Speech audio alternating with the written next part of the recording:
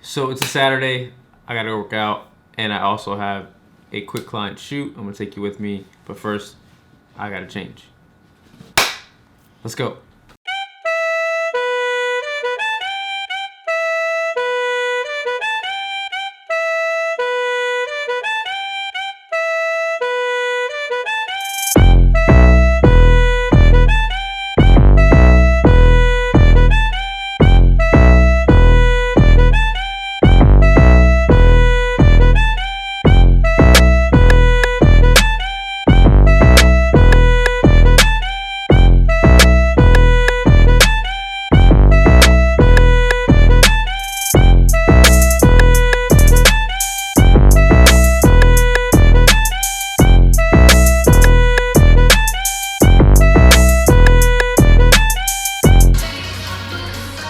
Kicking my ass.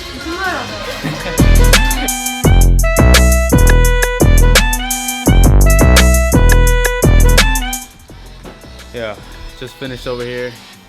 I crushed hit. She kicked my ass. He did awesome. Come see Bonnie. Look, a little sweat. Yeah. Woo. I am exhausted. I did have to stop home and change for the next thing. I gotta go shoot with a client. Doing a client testimony of theirs. It's a real estate agent. He is actually doing a final walkthrough and a closing today. So we're actually gonna do a little something, do a little content around that, as well as get a testimonial from his client. Normally throughout the winter, I do dress like this all the time, but now the spring's here, I gotta step it up. So let me go get ready.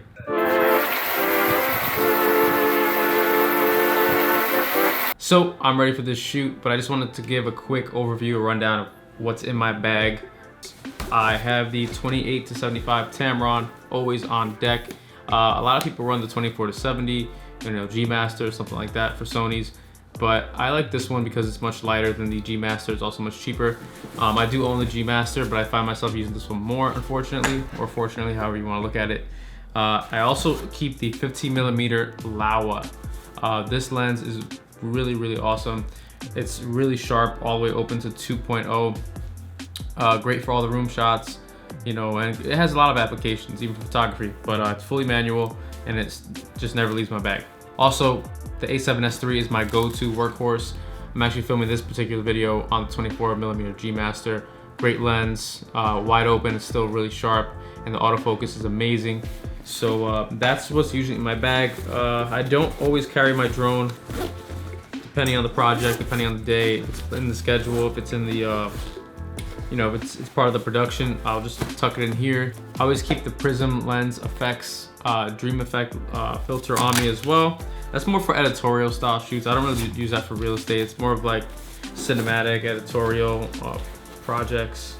Although you can get cinematic on a real estate, but that glowy stuff doesn't really do it for me. I always keep a backup ND tipping. I do run a monitor on my camera for certain projects, but when it's running gun stuff, I don't always bring it. Sometimes it just slows me down, especially when I'm switching between the gimbal and a monopod. This is my newest toy. So for audio, right now, I'm really running with the Rode Go Wireless 2. Now, these are 3 little units. You can get the one mic combo, but this is the dual combo, so you can basically have 2 people on camera at the same time. You can have the option of splitting the signal, meaning they go to one channel, you know, one guy goes to the left channel, other person goes to the channel right, or you just have them together. Most of the time I just have them together so that it just sounds better coming through and less work in post. Originally I was running the Sennheiser wireless system, which is really, really solid, but for something being half the price and giving you all these features and expandability, I thought it was a no-brainer. And for a bag, I have the Low Pro Fast Pack BP250AW3. It says it literally tells you right there because I forgot the name and I had to read it. But this bag is awesome. I bought this at Best Buy. I spent like maybe $100 on this bag, but you know, bags are important. Like, you don't want to skimp on a bag, and actually that's a cheaper side for bags in my opinion. This bag holds everything that I need it to. Even has a laptop port here. You can just put your laptop or your notebooks or whatever. Carries a drone, carries your camera with a few lenses. I mean, for running gunning, this is my setup, and this is how I like to roll. I have a shoot. We got to get there. Let's roll. Just pulled up to Mr. Content Don't Stop himself. Never stop. Sean Waller. We're here. We're originally supposed to do a testimonial for one of his clients, but they're 45 minutes behind. So we're just gonna do something else. We always gotta improvise. That's how it works, right?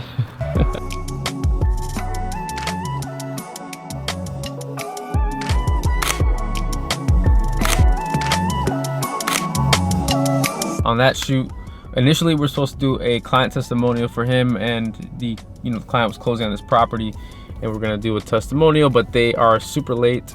Things happen, stuck in traffic and all that. So we end up shooting some content, shooting some photos. Thank God, Sean is just really good with coming up with things on the fly. He always knows what he wants to talk about, what he wants to shoot. We have things coming down the pipeline together for content collaborations. Can't wait. Creative stuff.